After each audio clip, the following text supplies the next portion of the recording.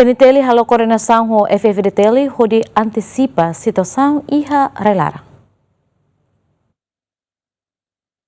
Comandante Operação Nacional Superintendente Chefe Justino Menezes Sateten, Comandante-Geral no segundo Comandante-Geral Peniteli, Assorumal o Chefe Estado-Maior General FFDTeli, Tenente-General Faloratelek, o de halo coordenação atu antecipa situação ni railaran. Coordenação entre força ruani e ananis que zona.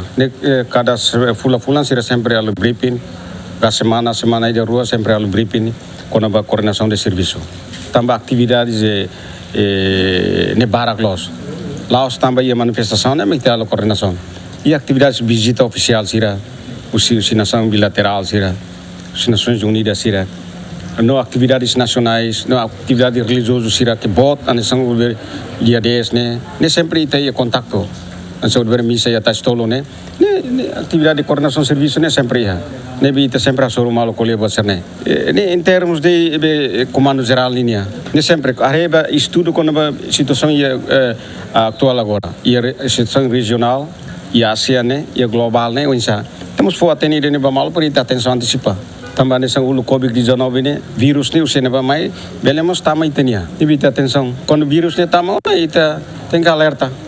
onça ita hal prevenção do vírus e em termos de apoio né quando eu na manifestação né Pentel tem que ir força de amigo né tem que ir lá os FDTL os bombeiros que tá boa turma na série sira atender lá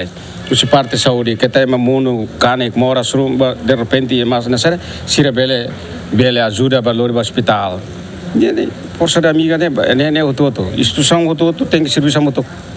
Antes, o comando Peniteli município dele halou uma coordenação com a unidade Sira, por for segurança para estudante universitário Sira, nebe maxi halou manifestação de capital dele contra a decisão Parlamento Nacional com a basosa careta phone. Estudante Sira nebe makatu halou manifestação né, mas husi UNTeli, Undil, Unpaz, Unital, IOB, Cristal, Nomos, Sociedade Civil Sira. Equipa cobertura GMN.